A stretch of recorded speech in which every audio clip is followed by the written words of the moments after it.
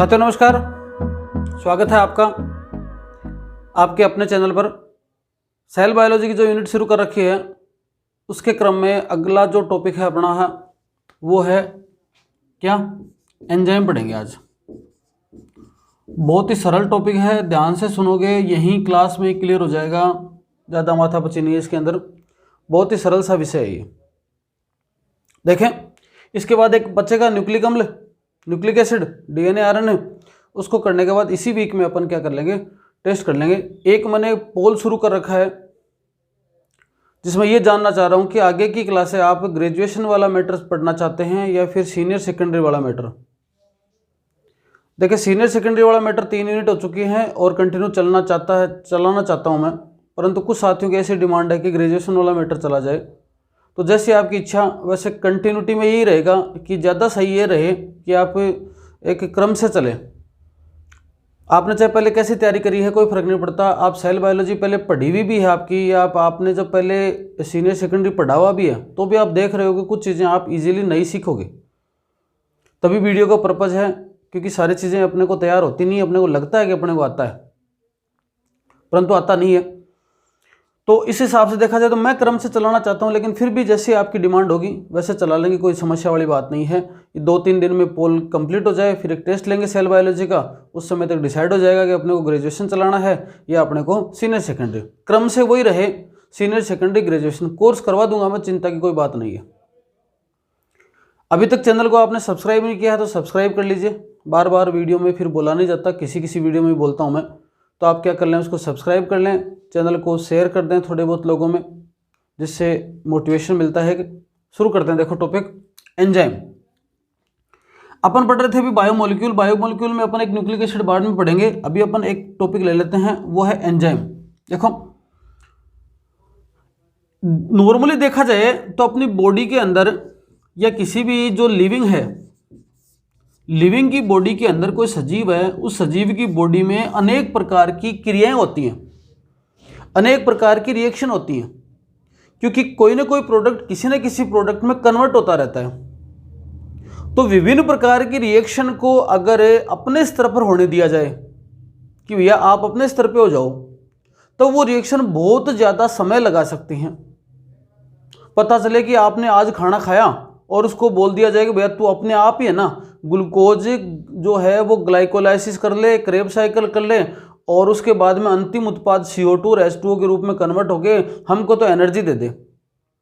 अगर ऐसा बिना एंजाइम के करा जाए काम, एंजाइम का सहयोग नहीं लिया जाए और अपने स्तर पर क्रियाएं होने दो, तो हो सकता है कई दिन, कई वर्षों, कई महीने लग जाएं, हो सकता है हो भी ना रिएक्शन। इसका मतलब शरीर के अंदर विभिन्न प्रकार की अभिक्रियाएं जो होती हैं, उनकी दर को तेज करने के लिए, कोई काम जल्दी से हो जाए उसको करने के लिए क्या काम आता है, एंजाइम आता है। एंजाइम अभिक्रिया की दर को, रिएक्शन की रेट को बहुत ज़्यादा गुना बढ़ा देते हैं। आपको 100 किलोमीटर की यात्रा करनी है और आप पैदल रवाना हो गए, हो सकता है आप 15-20 दिन के अंदर पहुंचे, 10 दिन लगे, परंतु आप वही अगर साधन काम में ले लिया, आपने बाइक काम में ले ली, तो हो सकता है आप 2 घंटे में पहुंच जाए। आपके पास अगर फ्लाइट है तो हो सकता है आप 15 मिनट में पहुंच जाए, 5 मिनट में पहुंच जाए, 7 मिनट में पहुंच जाए। इसका मतलब आपको पहुंचना किसी निश्चित स्थान पर है, लेकिन आपके पहुंचने की दर है वो बढ़ गई, आप जल्दी से पहुंच जाओगे।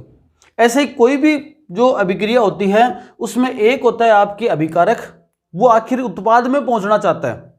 ग्लाइकोलाइसिस प्रक्रिया के अंदर देखो, आपको पता ही है कि ग्लूकोज है, और ग्लाइकोलाइसिस प्रक्रिया में चाहता क्या है ग्लूकोज, कि ग्लाइकोलाइसिस प्रक्रिया कंप्लीट होने का मतलब क्या है, ग्लूकोज ये चाहता है कि मैं किस में कन्वर्ट हो जाऊं, मैं पायरुविक एसिड में कन्वर्ट हो जाऊं।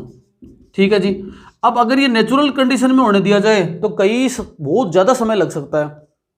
तो इसके लिए करीबन 10 स्टेप जो हैं, इसके बीच के जो स्टेप हैं, उन सभी स्टेज के अंदर कोई ना कोई एंजाइम काम करता है। सबसे पहले ग्लूकोज को आता है कि हेक्सोकाइनेज पकड़ता है, हेक्सोकाइनेज कहता है मैं तेरे को ग्लूकोज 6-फॉस्फेट में कन्वर्ट कर दूंगा। ग्लूकोज 6-फॉस्फेट से काम नहीं चलता, एक आइसोमेरेज एंजाइम आता है, वो कहता है मैं तेरे को किस में कन्वर्ट कर दूंगा, वो कहता है मैं तेरे को ग्लूकोज 6-फॉस्फेट से फ्रक्टोज 6-फॉस्फेट में कन्वर्ट कर दूंगा। फ्रक्टोज 6-फॉस्फेट से काम नहीं चलता तो फ्रक्टोज 6 आपके क्या आता है, हेक्सोकाइनेज आता है। फ्रक्टोज 6 कहा नहीं जाता है। वो कहता है हमको फ्रक्टोज 6 से आपके फ्रक्टोज 1,6 में कन्वर्ट कर दूंगा। कहने का मतलब हर किसी स्टेज के ऊपर एंजाइम काम करते हैं, एंजाइम अभिक्रिया की दर को बढ़ाने का काम करते हैं, रिएक्शन की रेट को फास्ट करते हैं और काम जल्दी से हो जाता है और उनकी अवस्था पर कोई फर्क नहीं पड़ता। काम किया, काम करने के बाद खुद हट जाएंगे, वो वैसे हैं जैसे हैं वैसे के वैसे रहेंगे। तो अभिक्रिया की दर को बढ़ाने का काम है एंजाइम का, एंजाइम रिएक्शन की रेट को बढ़ाते हैं और उनकी खुद के ऊपर कोई विशेष फर्क पड़ता नहीं है। तो ऐसा कह सकते हैं कि विभिन्न जैविक जो क्रियाएं हैं उन क्रियाओं के लिए कुछ कार्बनिक पदार्थों की आवश्यकता पड़ती है और ये कार्बनिक पदार्थ क्या कहलाते हैं, ये कहलाते हैं एंजाइम। अगर इस परिभाषा में डाला जाए तो आप ऐसा लिख सकते हो इसको कि जो लिविंग सेल है, लिविंग सेल में प्रोटीन नेचर के, लिविंग सेल में प्रोटीन नेचर के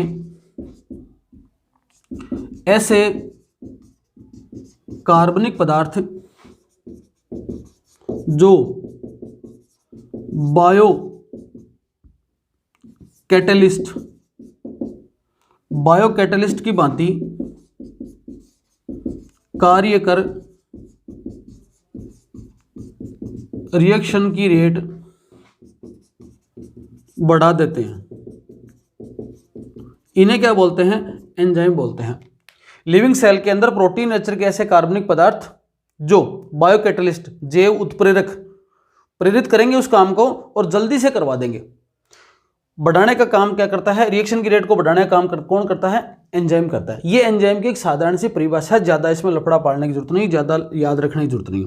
इसका मतलब यहाँ से ये बात पता चली कि ये कहाँ पाए जाएंगे, ये लिविंग सेल में पाए जाएंगे। नॉन लिविंग सेल में एंजाइम का कोई रोल नहीं है क्योंकि वहाँ पर किसी प्रकार की रिएक्शन की आवश्यकता नहीं पड़ती है। अब देखो, एंजाइम जो शब्द है, एंजाइम वर्ड है, वो दो चीज़ों से मिलकर बनता है। एन का मतलब है इन और जाइम का मतलब ईस्ट, इससे मतलब बड़ा है ये।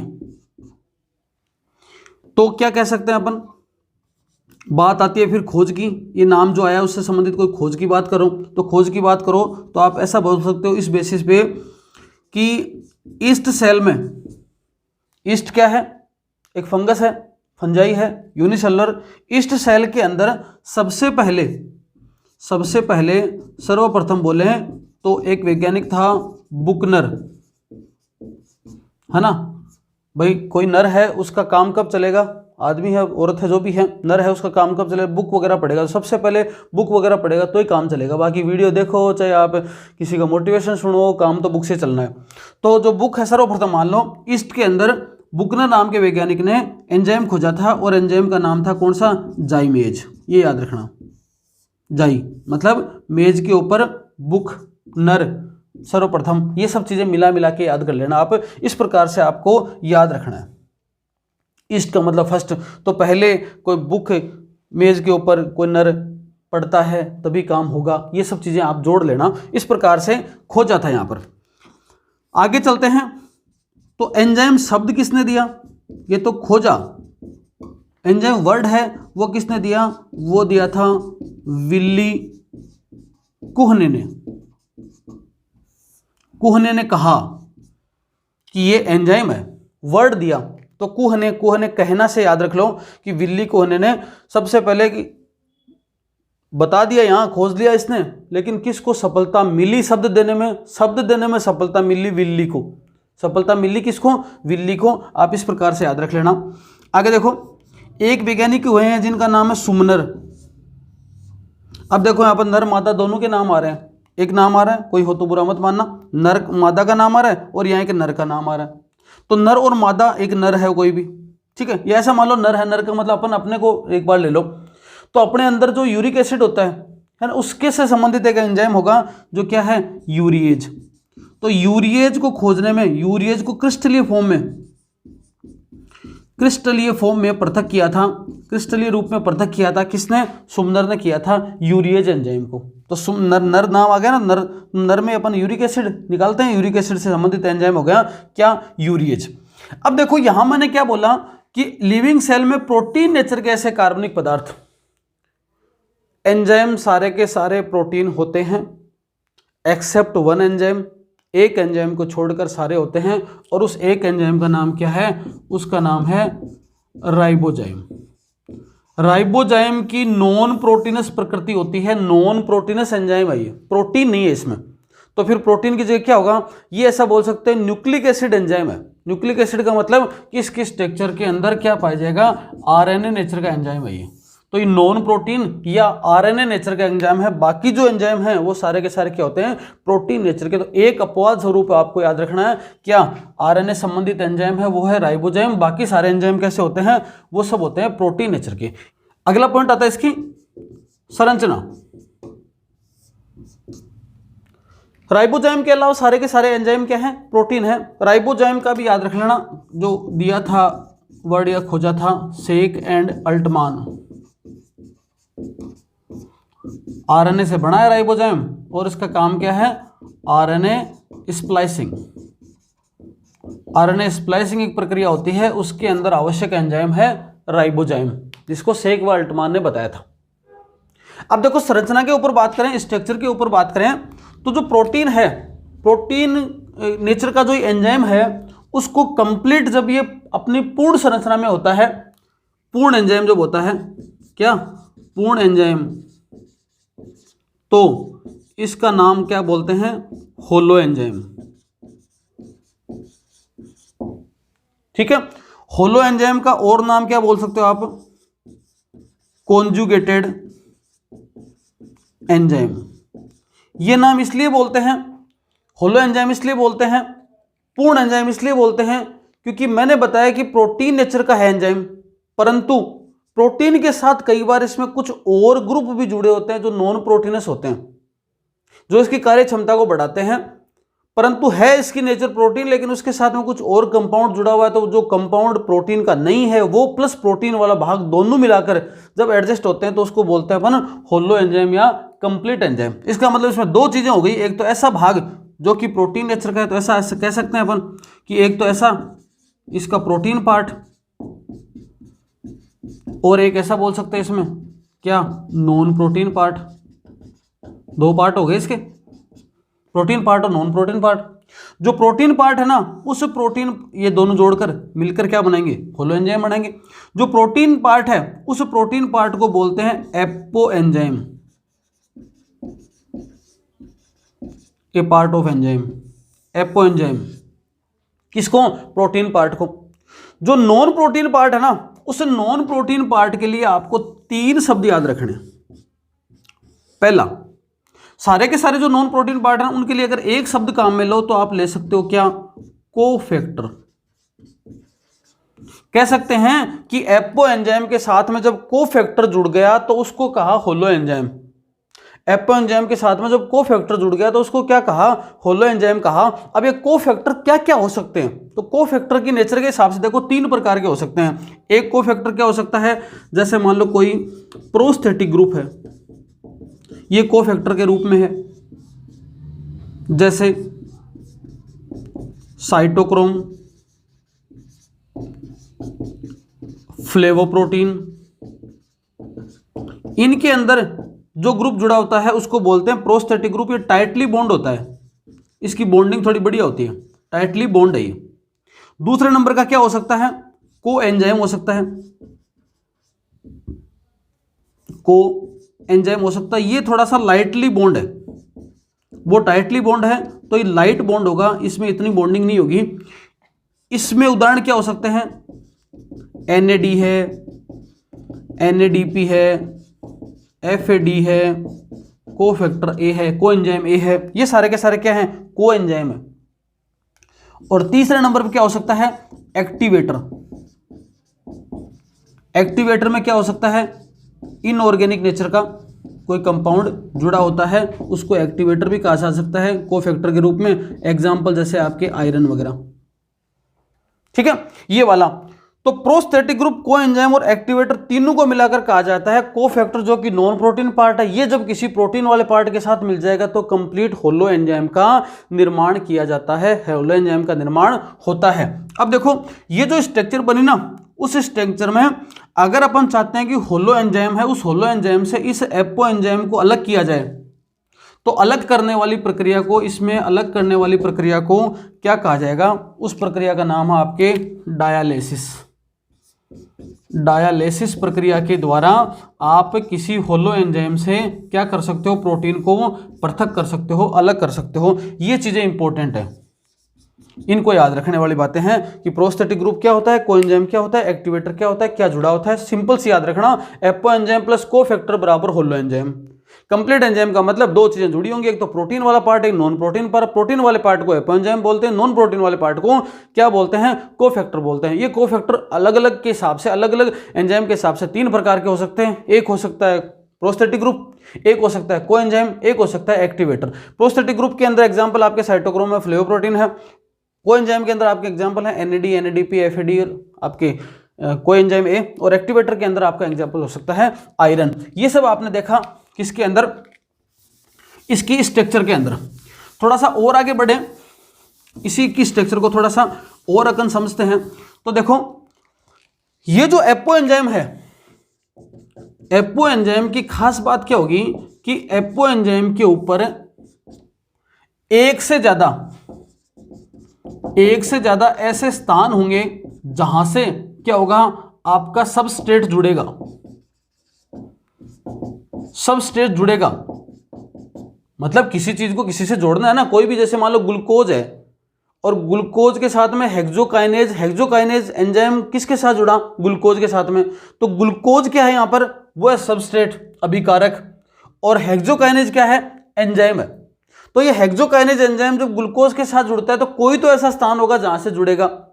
तो किसी भी एंजाइम के ऊपर एक से ज्यादा ऐसे स्थान होते हैं जहां से सबस्ट्रेट के साथ वो जुड़ेगा। उस स्थान को क्या कहा जाता है? उन स्थान को बोलते हैं क्या? Active site. तो इन एक्टिव साइट के साथ में ही क्या होता है? जुड़ जाता है। जैसे मान लो एक ये डायग्राम है और ये एंजाइम है कोई एक, ठीक है। इस एंजाइम के ऊपर जो कोई दूसरा आपका क्या सबस्ट्रेट है, ये सबस्ट्रेट आया और ये सबस्ट्रेट है, ये जुड़ेगा यहां पर। अब आप ये जुड़ेगा तो ये जो जगह है ना, यहां से आकर ये जैसे घुसेगा यहां पर फिट आएगा ये। तो ये जो जगह है ना, ये वाली जगह, ये क्या कहलाती है? इसकी एक्टिव साइट कहलाती है। ये एक्टिव साइट एक से ज्यादा हो सकती है।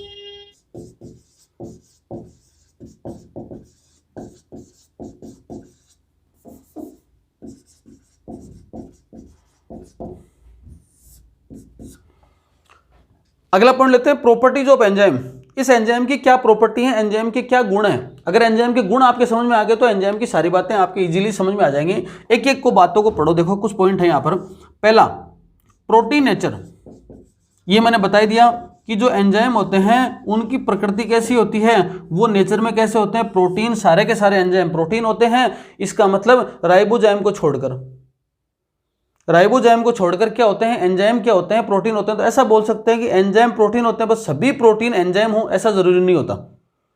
सभी प्रोटीन, हीमोग्लोबिन है, मायोग्लोबिन है, और भी प्रकार के बहुत सारे प्रोटीन हैं आपके, वो एंजाइम नहीं होते। तो इस प्रकार से जो प्रोटीन है नेचर पाई जाती है किसके अंदर? एंजाइम के अंदर पाई जाती है। एंजाइम प्रोटीन नेचर के होते हैं, ऐसा ही माना जाता है। एक राइबोजाइम अपवाद है, उसको छोड़कर। तो इसकी नेचर कैसी होगी? प्रोटीन। दूसरी, इसकी जो स्ट्रक्चर होती है वो कैसी होती है? कोलाइडल सरफेस होती है, कोलाइडल नेचर होती है। कोलाइडल नेचर होने से क्या होगा? इसका सरफेस एरिया बढ़ गया, और सरफेस एरिया बढ़ गया इसका मतलब ये इजीली है अभिकारक के साथ में बंधन बना लेगा। कोलाइडल नेचर जिसके कारण से होगा तो अभिकारक के साथ में बंधन बना लेगा। अगर इसकी कोलाइडल नेचर नहीं होती है, एकदम पैक्ट होती है स्ट्रक्चर, तो फिर ये बॉन्ड बनाने में थोड़ा सा आसानी नहीं दिखा पाता। तो दूसरी बात होगी इसकी कोलाइडल नेचर। तीसरी बात करें इसकी स्पेसिफिसिटी, मतलब इसकी एक बंधुता होती है, वो एक स्पेसिफिक कैरेक्टर होता है इसका। हर किसी के साथ ही बॉन्ड नहीं बनाता एंजाइम, पर्टिकुलर एक फिक्स स्ट्रक्चर के साथ ही बॉन्ड बनाता है, फिक्स एक सबस्ट्रेट के साथ ही जुड़ता है, या इसकी नेचर अलग अलग प्रकार से हो सकती है। इसमें कई बातें पढ़ने को मिलेंगी आपको। देखो, सबसे पहला एब्सोल्यूट स्पेसिफिसिटी, विशिष्टता। एब्सोल्यूट विशिष्टता इसकी क्या हो सकती है? इसमें आप समझोगे कि कई एंजाइम ऐसे होते हैं जो कि आपको एक विशिष्ट प्रकार की अभिक्रिया, विशिष्ट प्रकार की अभिक्रिया को ही प्रेरित करते हैं, ज्यादा से मतलब नहीं है उनको। इनकी स्पेसिफिक नेचर है कि एक विशिष्ट प्रकार की स्पेसिफिक रिएक्शन को ही प्रेरित करेंगे, हर किसी को प्रेरित नहीं करेंगे। एग्जाम्पल के जैसे मान लो यूरिएज, यूरिया है, उसके जो हाइड्रोलाइसिस की प्रक्रिया से H2 रिमूव करने का काम इस एंजाइम का है, और ये इसकी स्पेसिफिक बात है, इसको और कोई ज़्यादा मतलब नहीं है, ये इतना ही काम करेगा, ये इसकी स्पेसिफिक बात है, इसको बोल सकते हैं एब्सोल्यूट। दूसरे नंबर पे देखो ग्रुप। कुछ एंजाइम ऐसे होते हैं जो पर्टिकुलर ग्रुप के एंजाइमों को, ग्रुप के सबस्ट्रेट को अभिकारक के साथ, ग्रुप के जो सबस्ट्रेट हैं अभिकारक हैं उनके साथ रिएक्शन करते हैं। कुछ एंजाइम ऐसे होते हैं, जैसे एक पर्टिकुलर नाम देते हैं, मान लो हेक्सोकाइनेज। अब ये जो हेक्सोकाइनेज शब्द आ गया, इसका मतलब जो भी हेक्सो वर्ड है, और काइनेज वहां तक ज्यादातर वहां काम में लेते हैं जहां पर एटीपी से संबंधित कोई बात आती है, एडीपी से एटीपी बनता है, एटीपी से एडीपी बनता है, उस समय काइनेज वर्ड काम आता है। तो हेक्सो का मतलब जो भी 6 कार्बन वाली शर्कराएं हैं उन सब के लिए एटीपी एडीपी जुड़ने हटने वाली बात होगी तो काइनेज एंजाइम काम आएगा। तो ये ग्रुप के लिए काम आ गया। हेक्सो का मतलब यहाँ पर एक पर्टिकुलर ग्रुप है। ग्लूकोकाइनेज होता तो वो केवल ग्लूकोज पे काम करता है, लेकिन हेक्सोकाइनेज है तो कई ग्रुप पे काम कर जाएगा, ये एक पर्टिकुलर ग्रुप पे काम कर जाएगा। एक इसकी क्या विशेषता है, एक है बॉन्ड, बॉन्डिंग है, बंधन। बंधन के बारे में क्या याद रखोगे, जैसे मान लो एक एंजाइम है राइबो न्यूक्लियेज एंजाइम, ये पर्टिकुलर बॉन्ड के रूप में काम करता है, पर्टिकुलर बॉन्डिंग होगी तो ही काम करेगा, वरना ये एंजाइम है वो काम नहीं करेगा। तो इसकी ये विशेषता है, इसी बात पर काम करेगा वरना नहीं करेगा। एक होता है कुछ की स्टीरियोकेमिस्ट्री, जैसे आपने केमिस्ट्री में पढ़ते हो, पढ़ाई आपने कि कुछ जैसे केमिकल होते हैं, कंपाउंड होते हैं, वो एल डायरेक्शन के होते हैं, कुछ डी डायरेक्शन के होते हैं, ठीक है। तो ये जो कुछ एंजाइम ऐसे होते हैं जो कि केवल एल वाले पे वर्क करेंगे, डी पे नहीं करेंगे। कुछ एंजाइम ऐसे होते हैं जो कि डी पे काम करते हैं, एल पे काम नहीं करते, ठीक है। तो इस प्रकार से जो स्ट्रक्चर होती है उसके आधार पर अपन क्या पढ़ते हैं, आपको पढ़ता है स्टीरियो पढ़ा जाता है, ठीक है।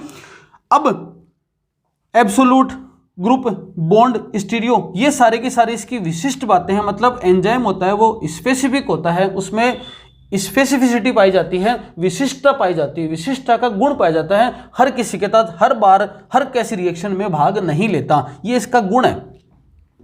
चौथे नंबर के इसी गुण की बात करें तो इसकी साइज क्या होती है, थोड़ी सी लार्ज साइज होती है।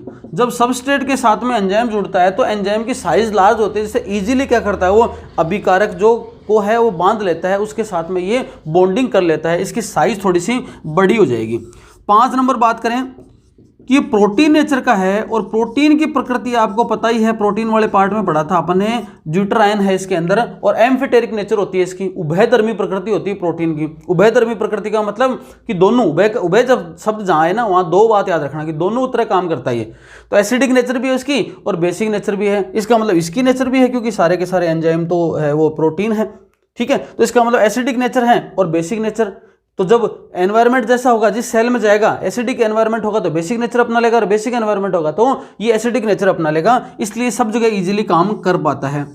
उसके बाद में एम्फिटेरिक नेचर के कारण से ऐसा हो गया। 6ठे नंबर पे क्या लेंगे अपन कि एंजाइम इनहिबिशन, मतलब एंजाइम की क्रिया हो रही है, कई बार क्या होता है एंजाइम की कोई बात नहीं है, कोई जिद नहीं है कि मैं रिएक्शन करूंगा ही करूंगा।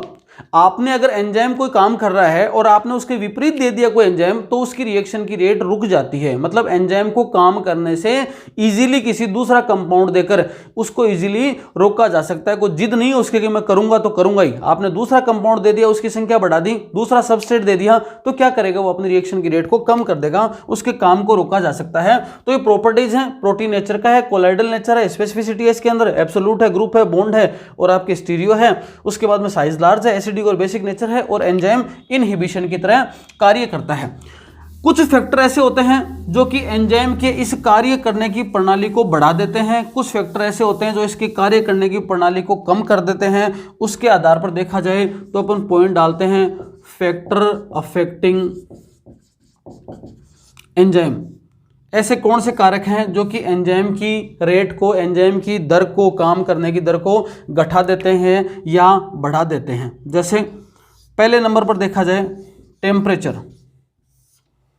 तापमान है। अब टेम्परेचर क्या करता है, एंजाइम के रिएक्शन की रेट, रिएक्शन रेट है ना, रिएक्शन की रेट है वो बढ़ा देगा। अगर आपने टेम्परेचर बढ़ाया तो एंजाइम के रिएक्शन की रेट बढ़ जाएगी, परंतु एक निश्चित मान तक ही होगा ये। ये मान क्या होता है, ये मान होगा आपके लगभग 20 से लेकर 35 डिग्री सेंटीग्रेड है ना, ये ऑप्टिमम है। मतलब अगर किसी रिएक्शन के अंदर किसी अभिक्रिया में इतना ताप मिलता है तो अधिकतम काम हो जाएगा, अधिकतम उसका प्रोडक्शन मिल जाएगा। परंतु इसके दौरान भी जैसे मान लो 20 डिग्री टेम्परेचर है, फिर आप बढ़ा रहे हो तो 20 से प्रत्येक 10 डिग्री सेंटीग्रेड बढ़ाना तो रिएक्शन 2 से 2.5 गुना बढ़ जाती है। परंतु आप चाह रहे हो कि 35 डिग्री के बाद में बढ़ाऊं और ज़्यादा, तो अब फिर रिएक्शन की रेट क्या होने लग जाएगी, कम होने लग जाएगी। ये ऑप्टिमम टेम्परेचर है, ठीक है। ऐसा नहीं कि भाई टेम्परेचर बढ़ाते जाओ बढ़ाते जाओ बढ़ाते जाओ तो हर बार बढ़ती जाएगी, एक ऑप्टिमम लेवल तक बढ़ता जाएगा, एक लेवल तक बढ़ता जाएगा, उसके बाद में आगे टेम्परेचर बढ़ाओगे तो रिएक्शन की रेट वापस क्या होने लग जाएगी, कम होने लग जाएगी। ये तो बात आगे टेम्परेचर की। 2 नंबर पे बात करें अगर पीएच की, negative logarithm of hydrogen ion, तो पीएच की बात करें तो पीएच का भी फिक्स है एरिया 5 से 7.5। 5 से 7.5 की पीएच में एंजाइम काम करते हैं, अगर बढ़िया काम करते हैं। अगर 5 से पीएच कम है, 7.5 से ज़्यादा है, तो भी एंजाइम के कार्य करने की दर है उसमें प्रभाव आ जाता है। एक है concentration of substrate, enzyme action, है ना। मतलब अगर सबस्ट्रेट की अभिकारक की संख्या ज़्यादा है, सांद्रता ज़्यादा है, तो जाहिर सी बात है अभिकारक की सांद्रता ज़्यादा है तो रिएक्शन की रेट बढ़ जाएगी, तो एंजाइम की जो है ना एक्शन की प्रकृति, एंजाइम की कार्य प्रणाली है वो बढ़ जाएगी। अगर क्या है, अभिकारक ज़्यादा है। इसमें 3 बातें आएंगी, तीनों बातों को ढंग से समझना। चौथे नंबर पर क्या लेते हैं, कंसंट्रेशन ऑफ एंजाइम, ये भी यही बात है। और 5वें नंबर पर लेते हैं कंसंट्रेशन ऑफ आपके एंड प्रोडक्ट, इसमें व्युत्क्रमानुपाती कर दो, इनवर्सली प्रोपोर्शनल कर दो एंजाइम एक्शन, ठीक है। कहने का मतलब क्या हुआ, जैसे एक मिठाई वाला है, इसको ऐसे समझो आप, एक मिठाई वाला है और वो उसने किसी त्योहार पे दुकान लगा रखी है और वो मिठाई बेच रहा है। अब अगर उसके पास में सबस्ट्रेट की मात्रा ज़्यादा है, वो बनाने वाला एंजाइम एक तरीके से मान लो उसका एक्शन है वो, और उसके पास में सबस्ट्रेट की मात्रा मतलब उसके पास में दुकान में कच्चा माल खूब पड़ा है, तो खूब सारी क्या करेगा वो मिठाई बना लेगा। जितना कच्चा माल होगा उतना ही मिठाई बनाता जाएगा। उसको कच्चा माल ही कम दिया आपने, मतलब उसको कहा कि चीनी तुम्हारे पास में 5 किलो ही है, तो 5 किलो चीनी जितनी मिठाई बना सकता है, लेकिन उसने कह दिया चीनी का ना गोदाम भरा पड़ा है, तो चाहे जितनी मिठाई बना। इसका मतलब जितना उसके पास में सबस्ट्रेट है उतना ही उसके पास में काम करने की एफिशिएंसी बढ़ जाएगी, एंजाइम का एक्शन हो जाएगा। आगे बढ़ो। अब कंसंट्रेशन ऑफ एंजाइम, सामान ज्यादा पड़ा है लेकिन काम करने वाला हलवाई एक ही है, तो वो इतनी कंसंट्रेशन इतनी नहीं बना पाएगा मिठाई, तो उसमें क्या है 2, 3, 4, 5 इस तरह से हलवाई बढ़ गए, इसका मतलब काम हो जाएगा। तो एंजाइम की कंसंट्रेशन अगर ज्यादा होगी तो भी एंजाइम की एफिशिएंसी बढ़ जाएगी, तो भी उत्पाद ज्यादा बनेगा। लेकिन एक बात और है इसमें कि एंड प्रोडक्ट, जितना ज्यादा एंड प्रोडक्ट बनता जाएगा उतना ही एंजाइम के एक्शन की कमी आती जाएगी। मतलब उसने मिठाई बना दी, बनाता जा रहा है, दुकान में मिठाई भरी पड़ी है, तो मतलब एंड प्रोडक्ट ज्यादा है, उत्पाद ज्यादा हो गया, अब वो मिठाई बनाना बंद कर देगा। हाँ, मिठाई उठती रहेंगी ना, बिकती रहेंगी, इसका मतलब एंड प्रोडक्ट कम होता जा रहा है। तो जो एंड प्रोडक्ट बनाया, अंतिम उत्पाद अगर कम होता गया तो और ज्यादा मात्रा में मिठाई बनाता रहेगा। तो सबसे पहले तो अगर उसके पास में जो अभिप्रेरक है ना आपके, उसके पास में अगर अभिकारक ज्यादा है तो उसका एक्शन बढ़ जाएगा, एंजाइम की मात्रा ज्यादा है एक्शन बढ़ जाएगा। लेकिन एंड प्रोडक्ट ज्यादा है तो एक्शन अपने आप ही क्या हो जाएगा कि पहले वाले नहीं बिकी, नहीं बना के क्या करेंगे। तो एंड प्रोडक्ट का मतलब पहले वाला काम निपटे, उसके बाद में क्या होगा, उसको बढ़ाया जाएगा, ये वाली स्थिति आ जाएगी। सबस्ट्रेट, एंजाइम और एंड प्रोडक्ट, ये वाली बातें हैं। आगे देखो, छठे नंबर पे क्या रखोगे, 2 बातें हैं, enzyme inhibition and poison. Enzyme की प्रक्रिया को कई बार क्या होता है, कौन से फैक्टर अफेक्ट करते हैं, एंजाइम को इनहिबिट कर देते हैं। कुछ प्रोडक्ट, कुछ उत्पाद क्या होते हैं, एंजाइम के काम को रोक देते हैं, इनहिबिट करते हैं। इनको इनहिबिटर या पॉइजन, उसके लिए विषैला पदार्थ या जहर कह सकते हैं। जैसे इनको अपन 2 भागों में डिवाइड कर सकते हैं, एक तो कंपिटिटिव,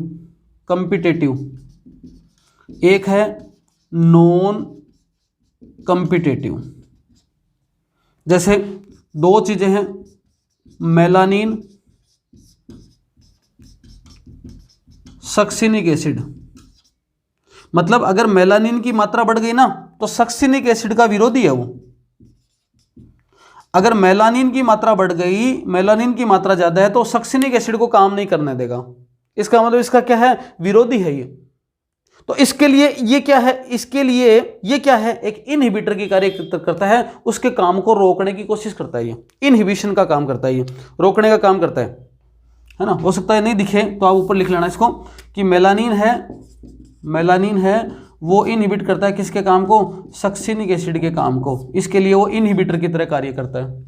नॉन कॉम्पिटिटिव का मतलब उसका कोई कंपिटिटर नहीं है, लेकिन कुछ प्रोडक्ट ऐसे होते हैं, कुछ केमिकल ऐसे होते हैं, जैसे मान लो लेड है, उसके बाद में आपके जैसे मरकरी है ना, लेड है, मरकरी है, और क्या हो सकते हैं, ये सारी चीज़ें जो हैं वो क्या करती हैं, काम को इनहिबिट करती हैं। ये अगर किसी रिएक्शन के अंदर पहुंच जाते हैं, है ना, तो क्या करते हैं, रिएक्शन की रेट को कम कर देते हैं, एंजाइम के एक्शन को कम कर देते हैं, एंजाइम के काम को प्रभावित करते हैं। तो ये एंजाइम इनहिबिटर कहलाते हैं। ये सारे क्या हैं, ऐसे फैक्टर जो कि एंजाइम की कार्यशीलता को, क्रियाशीलता को प्रभावित करते हैं, उनको बोलते हैं enzyme affecting factor affecting enzyme. Mechanism की बात करें कि एंजाइम के काम करने की क्या क्रियाविधि होती है, क्या मैकेनिज्म होती है, किस प्रकार से काम करता है, क्रियाविधि की बात करें तो देखो सबसे पहले क्या बनेगा, formation of enzyme substrate complex. Enzyme और सबस्ट्रेट आपस में जुड़ जाएंगे तो जटिल का निर्माण होगा, उसको बोलते हैं एंजाइम सबस्ट्रेट कॉम्प्लेक्स। साधारण सा समझ लो, ये कोई सबस्ट्रेट है, ये एंजाइम है, दोनों जुड़ गए, क्या बना, एंजाइम सबस्ट्रेट कॉम्प्लेक्स। कुछ समय बाद में एंजाइम अलग हो जाएगा और सबस्ट्रेट को किस में कन्वर्ट करेगा, प्रोडक्ट में कन्वर्ट कर देगा, उत्पाद में कन्वर्ट कर देगा। ठीक है, उत्पाद में कन्वर्ट कर देगा, सबस्ट्रेट एंजाइम और दूसरे कॉम्प्लेक्स बना, उसके बाद में इसको उत्पाद में कन्वर्ट कर देगा। सिंपल आप इसको इस तरह से समझिए, है ना, इस प्रकार से ये समझिए, ये एक लोक है, एंजाइम है और ये सबस्ट्रेट है। ठीक है, जब अलग अलग हैं तो एंजाइम सबस्ट्रेट है, उसके बाद में इस एंजाइम के साथ में सबस्ट्रेट जुड़ गया, ये जुड़ गया, कोई ना कोई इसके पास में जगह होनी चाहिए जहाँ से जुड़े। ये है ना, वही है जो मैंने बताया था अभी कि उसकी नेचर ऐसी होती है कि इसके स्थान पर कोई ऐसा स्थान पाया जाता है जो एक्टिव जो पार्ट है इसका, इसके साथ जुड़ गया। ये कौन, ये आपके सबस्ट्रेट, ये दोनों जुड़ गए। अभी क्या है, ये इन्होंने कॉम्प्लेक्स बनाया, ESC एंजाइम सबस्ट्रेट कॉम्प्लेक्स, ये कॉम्प्लेक्स बना हुआ है। ठीक है, और उसके बाद में जैसे इसने काम किया, काम हो रहा है यहां पर और ये हो गया, इसका मतलब ये प्रोडक्ट है। अब ये एंजाइम है, इसका काम हो गया, निकाल लो, अलग हो जाएगा। तो enzyme substrate product, enzyme substrate product, तीन बातें यहां पर। सबस्ट्रेट एंजाइम के साथ जुड़ा, किसने निर्माण कर दिया, प्रोडक्ट का निर्माण कर दिया। इसको मान लो एंजाइम, इसको मान लो एंजाइम, सबस्ट्रेट इसको मान लो, सबस्ट्रेट इसको मान लो, जैसा मानना चाहो समझ लो। मतलब एंजाइम सबस्ट्रेट के साथ में जुड़कर आपके ESC कॉम्प्लेक्स बनाता है और ESC कॉम्प्लेक्स बनाने के बाद में एंड प्रोडक्ट का निर्माण होता है। प्रोडक्ट बन गया, एंजाइम अपना काम लग गया, एंजाइम वापस अपने स्थान पर चला जाएगा। इसको थ्योरी के अनुसार बताया, जिसको कहा गया लॉक एंड की थ्योरी। ताला और चाबी का सिद्धांत है, मतलब फिक्स ताले के साथ में फिक्स चाबी ही लगेगी। हर किसी ताले में हर कोई चाबी नहीं लगती, क्योंकि इसी प्रकार से हर कोई एंजाइम हर किसी सबस्ट्रेट के साथ में बाइंड नहीं करता। लॉक एंड की थ्योरी को दिया था एमिल फिशर ने, दिया था, कब दिया था, 1984 में। ठीक है, 1984 के अंदर दिया था। क्या ये थ्योरी दी गई थी, किसके द्वारा, एमिल फिशर के द्वारा, लॉक एंड की थ्योरी। आगे देखें, एक और आता है इसमें इंड्यूस्ड फिट थ्योरी। ये दी गई थी कोसलैंड के द्वारा, कोसलैंड के द्वारा दी गई थी। क्या, इंड्यूस्ड फिट थ्योरी। ठीक है, इंड्यूस्ड फिट थ्योरी क्या कहती है, ये तो कहता है लॉक एंड की थ्योरी। एमिल फिशर ने क्या कहा कि सीधा सीधा सिद्धांत है कि हर कोई चाबी हर किसी ताले में नहीं लगती, फिक्स चाबी के लिए फिक्स ताला बना है। परंतु इंड्यूस फीड थ्योरी में कोसलैंड ने क्या कहा, कई बार एंजाइम अपनी स्ट्रक्चर में थोड़ा परिवर्तन ले आते हैं स्ट्रक्चर को सेट करने के लिए। जैसे मान लो ये कोई एंजाइम है और ये इसकी स्ट्रक्चर है और इसके पास में कोई ये सबस्ट्रेट है, ये सबस्ट्रेट ऐसा कुछ आया, इसका मतलब एकदम थोड़ा सा फिट नहीं बैठ रहा है यहाँ पर, तो थोड़ा सा अंतर आ रहा है, तो ये इतना सा एडजस्ट कर लेते हैं। बस के अंदर बैठते हो कई बार जब 50 सवारियां होती हैं, सीटें हैं या 50 के साथ 50 सवारियां और बैठ गई, बस में भीड़ लग रही है, आपको लग रहा है बहुत खचाखच भरी है बस, लेकिन जैसे बस चलना रफ्तार शुरू करती है ना, थोड़े एडजस्ट हो गए सारे, पता चलता है आधे पौन घंटे में सब अपनी जगह पर थोड़े एडजस्टमेंट हो गए और अब ज़्यादा भीड़ नहीं लग रही बस में। है अभी भी सवारियां उतनी, पर कोई 2 की सवारी पे 3 बैठ गया, थोड़ा उधर खिसक के बैठ गया, कोई बीच में बैठ गया, कोई आगे बैठ गया, कैसे भी करके एडजस्ट हो गए। तो ये जो एंजाइम है ना, वो क्या करता है, अपने आप को सबस्ट्रेट के साथ फिट करने के लिए थोड़ा बहुत परिवर्तन कर लेता है। ये बात कोसलैंड ने बताई थी। याद कैसे करोगे, लॉक एंड की ताला लगा हुआ है किसके ऊपर, मील के ऊपर। एक मील है, कोई भी कपड़े की, कोई चीनी की कोई मील है, उसके ऊपर क्या कर दिया सर ने ताला लगा दिया। सर ने क्या कर दिया, मील के ताला लगा दिया, तो सर ने मील के ताला लगा दिया। ठीक है, आगे देखो इंड्यूस फिट थ्योरी। इंड्यूस का मतलब इंड्यूस फिट थ्योरी, कोई जमीन लेना चाह रहे हो आप और आपके फिट आ गई हो कि हाँ मैं जमीन खरीदना चाहता हूँ, मैंने 10 जगह जमीन देखी, ये जमीन मेरे फिट बैठ जाएगी, तो ये मैं इस लैंड को मैं खरीदना चाहता हूँ, तो ये लैंड है वो मेरे फिट बैठ गई। बाकी अभी तक मैंने कितनी सारी जमीन देख ली, वो मेरे जची नहीं, ये वाले मेरे फिट बैठती ही। ये वाला बात आप दोनों इस सूत्र से आप क्या कर सकते हो, याद रख सकते हो। आगे बढ़े तो देखो एक बात याद रखना, आपको पॉइंट आएगा लोवरिंग इन एक्टिवेशन एनर्जी,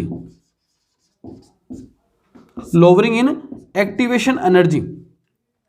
किसी भी रिएक्शन को काम करने के लिए एनर्जी की आवश्यकता पड़ती है, किसी भी रिएक्शन को काम करने के लिए एनर्जी की आवश्यकता पड़ती है। आपको अगर 5 किलोमीटर चलना है ना, तो 5 किलोमीटर चलने के लिए एनर्जी की आवश्यकता पड़ेगी, लेकिन वही आप अगर गाड़ी में बैठ के 5 किलोमीटर चलेंगे तो आपकी एनर्जी तो खर्च नहीं हुई।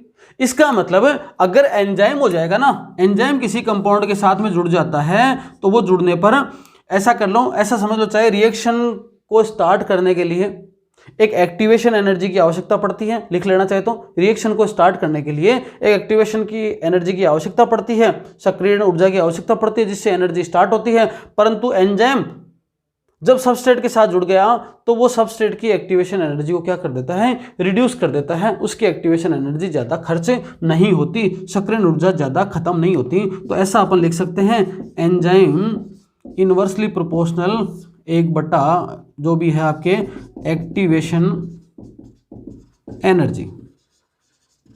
ये लिखा जा सकता है, किसके लिए, एंजाइम के लिए लिखा जा सकता है। कुछ नाम मैंने लिख दिए पहले, वीडियो काफ़ी लंबा बन रहा है। देखो ये एंजाइम का जो अपन वर्गीकरण करते हैं या एंजाइम का अपन नोमेनक्लेचर करते हैं, नामकरण करते हैं, एंजाइम को नाम कैसे मिला होगा, तो उसके अलग अलग कामों के आधार पर, सबस्ट्रेट के साथ कैसे जुड़ा उसके आधार पर, उसने क्या प्रोडक्ट निकाला उसके बेसिस पर उसको नाम दिया जा सकता है, उसका नोमेनक्लेचर किया जा सकता है। बहुत सारे हैं, लेकिन आपके इतने लेवल के लिए जो 11-12 तक है वो इतने पर्याप्त होते हैं। जैसे नाम से पता चल रहा है, ऑक्सो रिडक्टेज। 2 प्रकार की प्रक्रियाएं होती हैं सेल के अंदर, एक तो होता है ऑक्सीडेशन, एक होता है रिडक्शन।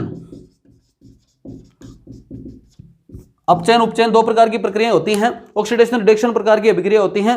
उन प्रकार की अभिक्रियाओं के लिए जो एंजाइम काम करता है उसको बोलते हैं oxido reductase enzyme.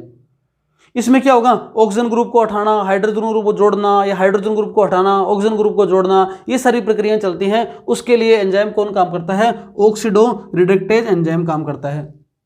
Cytochrome oxidase के अंदर इस तरह से आप एग्जाम्पल लिख सकते हो, साइटोक्रोम ऑक्सीडेज, या और बहुत सारे एग्जाम्पल आएंगे इसमें। ट्रांसफेरेज का मतलब कुछ किसी जो आपके विकारक है उसका कोई प्रोडक्ट है, उसका कोई उस पे साथ जुड़ा हुआ कोई कंपाउंड है, उसको किसी दूसरे पर ट्रांसफर कर देना, उसको क्या कह सकते हैं, ट्रांसफेरेज एंजाइम कह सकते हैं। एच के अलावा, हाइड्रोजन के अलावा कोई अन्य समूह है, हाइड्रोजन के अलावा अन्य समूह का प्रतिस्थापन करना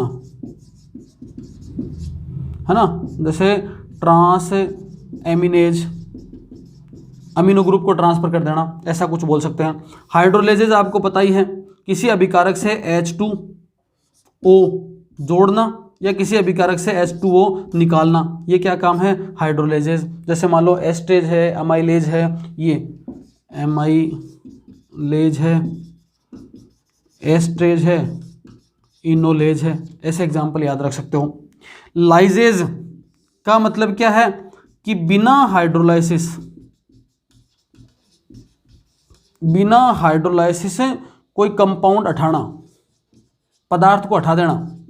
हाइड्रोलाइसिस की प्रक्रिया से हटा रहा तो वो हाइड्रोलाइजेज एंजाइम है, बिना हाइड्रोलाइसिस के कोई हटा रहा तो वो क्या है, लाइजेज एंजाइम हो सकता है। आइसोमेरेज एंजाइम क्या है, समावेवी एंजाइम है, जैसे फोस्फो हेक्सो आइसोमेरेज है ना, ग्लूकोज 6 फॉस्फेट से फ्रक्टोज 6 फॉस्फेट बना तो आइसोमेरेज एंजाइम काम आ गया, है ना, समावी एंजाइम काम आ गया। लाइगेज एंजाइम आपको पता ही है क्या करना है, सह संयोजन, कोवलेंट जो बॉन्ड है ना उसको बढ़ाएगा, जोड़ेगा किसी चीज़ को, आपस में बॉन्डिंग करने का काम करता है। जैसे मान लो सिट्रेट सिंथेटेज, जब अपन क्रेब साइकिल पढ़ेंगे तो क्रेब साइकिल का जो पहला जो उत्पाद है ना वो बनता है सिट्रिक एसिड। तो सिट्रिक एसिड किससे मिलके बनेगा, जब आपका acetyl coenzyme A plus ऑक्जेलो acetic acid, ये दोनों मिलकर, इसमें 4 कार्बन है, इसमें 2 कार्बन है, दोनों मिल जाएंगे तो 6 कार्बन, मतलब जोड़ दिया दोनों को, तो क्या एंजाइम आ जाएगा, लाइगेज। ये कुछ ज़्यादा खास नहीं है। Oxido reductase, transferase, hydrolases, ligases, lyases, और आपके ये लाइगेज है, ये लाइजेज है, आइसोमेरेज है, इस प्रकार से एंजाइम है वो काम आते हैं इस पूरी प्रक्रिया के अंदर। छोटा सा टॉपिक था लाइगेज आपके एंजाइम का, सरल सा है, आप एक बार उसको रीडिंग मार लें, फिर उसको नोट कर लें। कोई दिक्कत आती है तो आप कमेंट बॉक्स में कमेंट डाल लें। आज के लिए इतना ही, धन्यवाद।